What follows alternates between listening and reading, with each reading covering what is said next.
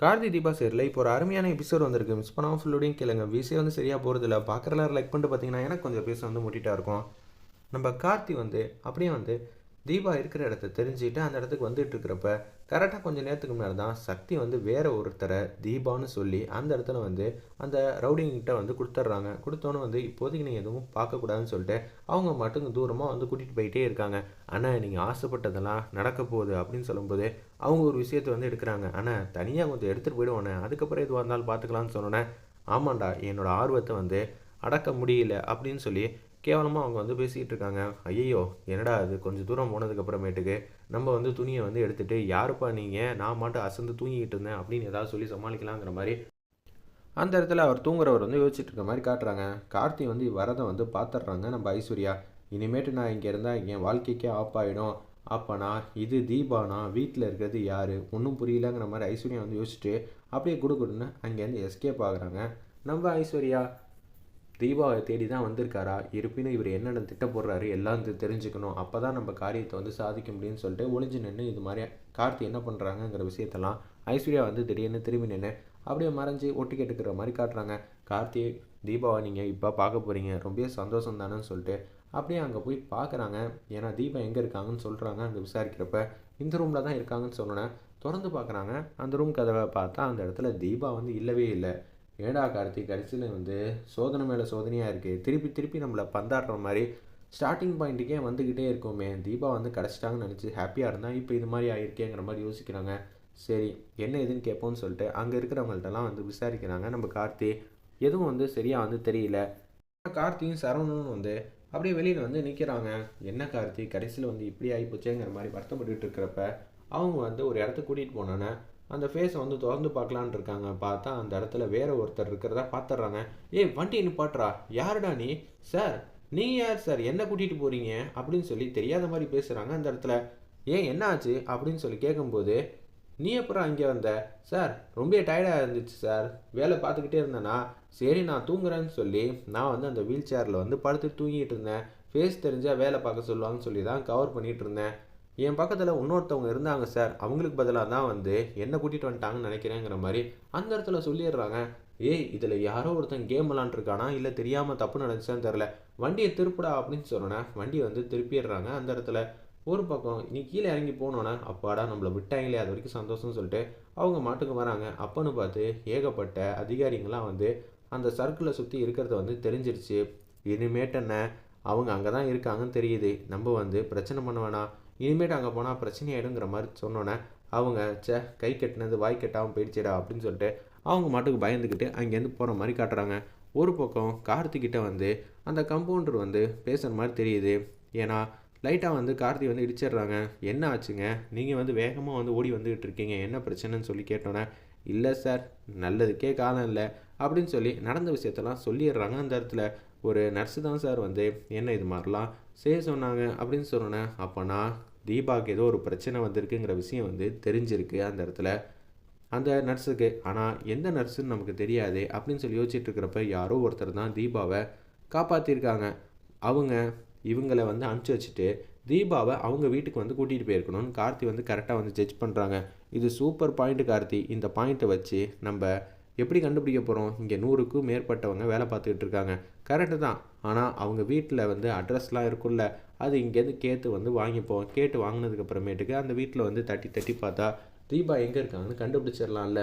Super Karthi, நல்ல point தான், வாங்க கேட்போன்னு சொல்லி ரிசப்ஷன் கிட்டே வந்து போகிறாங்க. அந்த இடத்துல இங்கே வேலை பார்க்குற எல்லாரோட அட்ரஸ் லிஸ்ட்டையும் வந்து தாங்கன்னு சொல்லி கார்த்தி வந்து கேட்குறாங்க. என்ன சார் நீங்கள் மட்டும் வரீங்க, அட்ரஸ் லிஸ்ட்டை தாங்கன்னு சொன்னால் நாங்கள் வந்து தந்துடணுமா அப்படின்னு சொல்லி கேட்குறாங்க. அந்த இடத்துல அந்த ஒரு பொண்ணு உடனே வந்து கார்த்தி வந்து சொல்கிறாங்க, அந்த ரூமில் வந்து தூங்கிட்டு இருந்தாங்களே அவங்க வேறு யாரும் இல்லை, என்னோடய ஒய்ஃப் தான். இப்போ என் ஒய்ஃபை வந்து காணோம். அப்படி இருக்கும்போது நீங்கள் யாரோ ஒருத்தர் தான் வந்து கூட்டிகிட்டு போயிருக்கணும், அதுக்காக தான் கேட்குறேன்னொன்னே, ஒரு வேளை அந்த ரவுடி வந்து என்ன ஏதுன்னு தெரிஞ்சுக்கிட்டதுக்கு அப்புறமேட்டுக்கு இவரை வந்து அமுச்சு வச்சுருப்பாரோ, எனக்கு சந்தேகமாகவே இருக்கே அப்படின்னு சொல்லி அவங்க வந்து யோசிக்கிறாங்க. சார் இங்கே ரூல்ஸ் அண்ட் ரெகுலேஷன்லாம் நிறையா இருக்குது சார், உங்களுக்கெல்லாம் வந்து சட்டுன்னு எல்லாத்தையும் வந்து கொடுத்துக்கிட்டே இருக்க முடியாது, நீங்கள் போய் அதிகாரியோட வாங்க, எப்படி இருந்தாலும் இந்த டைலாகை சொன்னால் அவங்க வந்து பயந்துருவாங்கன்னு சொல்லி தான் பேசுகிறாங்க. அந்த இடத்துல சார் நீங்கள் பேசுங்க சார்னோடனே, நான் தாம்மா சரவணன், இந்த இடத்துல வேலை பார்க்குறேங்கிற மாதிரி சொன்னோன்னே, ஐயோ இப்போ சொல்கிறதா இல்லை வேணாமா, இவர் உண்மை சொல்கிறாரா பொய் சொல்கிறாரான்னு தெரில. சார் உங்கள் ஐடி கார்டை காட்டுங்கன்னொன்னே ஐடி கார்டை வந்து காட்டுறாங்க.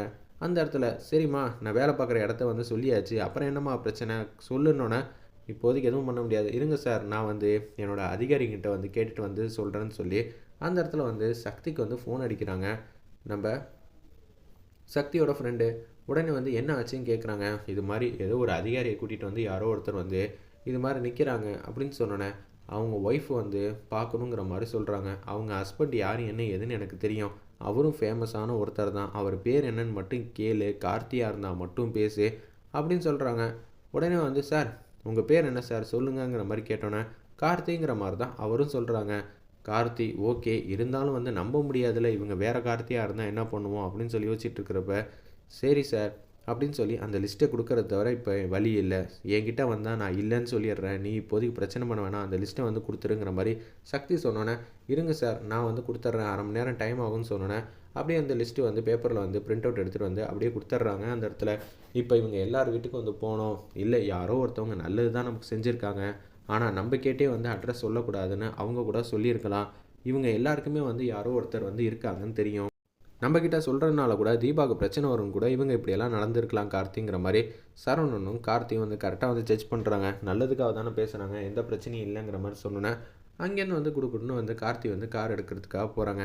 என்ன கார்த்தி திருப்பி முதலேருந்து ஆரம்பிக்கணுமா, இப்போ தான் தீபா வந்து கற்பகம் இருக்கிற இடத்த வந்து கண்டுபிடிச்சி அவங்க வந்து இங்கே சேர்த்தாங்கணும், நம்ம இங்கே வந்து பார்த்தா தீபாவுக்கு அதுக்குள்ளே பிரச்சனை வருது, தீபாவுக்கு ஒரு பிரச்சனை வந்திருக்கு, அதை நோட் பண்ணியா கார்த்தி, அந்த பிரச்சனை எதனால் வந்திருக்கு, யார் என்ன ஏதுன்னு நம்ம தெரிஞ்சுக்கணும், வா ஒரு வாட்டி வந்து கேமரா வந்து பார்த்துட்டு வந்துடலான்னு சொல்லி அந்த இடத்துல யோசிக்கும்போது அப்புறம் பார்த்துக்கலாம், இப்போதைக்கு தீபா வந்து யார் என்ன பிரச்சனைன்னு தெரியாதுல்ல, நீங்கள் அப்போனா இந்த அட்ரஸ்க்கு வந்து போங்க கார்த்தி, நான் இங்கே இருக்கிற கேமரா வந்து செக் பண்ணிட்டு வந்துடுறேன்னு சொல்லிட்டு சரவணன் மட்டும் உள்ளே வந்து போயிட்டு அந்த கேமராலேருந்து எல்லாத்தையும் வந்து பார்த்துக்கிட்டு இருக்காங்க.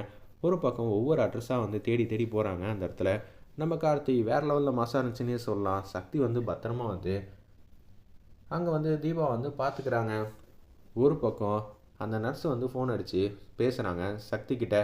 சக்தி இங்கே வந்து ஏகப்பட்ட பிரச்சனைலாம் வந்துகிட்ருக்கு, உங்கள் வீட்டுக்கு கூட டைரெக்டாக வந்து வரலாம், உன் லிஸ்ட்டு உள்ள பேரை வந்து மிடில் வந்து கொடுத்துருக்கேன், நீ கொஞ்சம் பேசி சமாளிச்சுக்க, உனக்கு இது ஒன்றும் புதுசு கிடையாது, சமாளிச்சிருவேன், இருந்தாலும் பார்த்துக்க, சொல்ல வேண்டிய கடமை என்னோடது, ஏன்னா அவங்களுக்கு எந்த பிரச்சனையும் இருக்கக்கூடாது, அந்த கம்பவுண்டர் வேறு வந்துட்டாங்க, வந்ததுக்கப்புறமேட்டுக்கு அவங்க எஸ்கேப் ஆகி வந்தாங்களாம், அவங்க செம கோவத்தில் இருக்காங்க, அவங்க வேற உன்னை தேடக்கூட வாய்ப்பு இருக்குது, பார்த்துக்கங்கிற மாதிரி சொன்னோன்னே உண்மையிலே இவங்க தான் அவங்களோட ஒய்ஃபாக இருந்தாங்கன்னா நம்ம அவங்கக்கிட்ட ஒப்படைச்சிட்டா பிரச்சனை வராதில்ல, நீ சொல்கிறதும் கரெக்டு தான், நான் என்ன ஏதுன்னு யோசித்து சொல்கிறேன், தீபா முதல்ல வந்து பார்க்கட்டும், நான் கேட்டிருந்த விஷயத்த வந்து நீ எடுத்தியா, ஆமாம் நான் அவங்களோட ஃபோட்டோ வந்து எடுத்துட்டேன் அப்படின்னு சொல்லி கார்த்தி ஃபோட்டோ வந்து அமுச்சு வச்சிடுறாங்க. அந்த இடத்துல சக்தியோட ஃப்ரெண்டு சரி இவங்க கண் முழிச்சோன்னே இதுதான் உங்கள் ஹஸ்பண்டான்னு சொல்லி கேட்குறேன், அவங்க ஆமான்னு சொன்னாங்கன்னா அவங்கக்கிட்ட பேசுவோன்னு சொல்லி கார்த்தியோட ஃபோன் நம்பரையும் எதுக்கும் வாங்கி வச்சுருக்காங்க. அந்த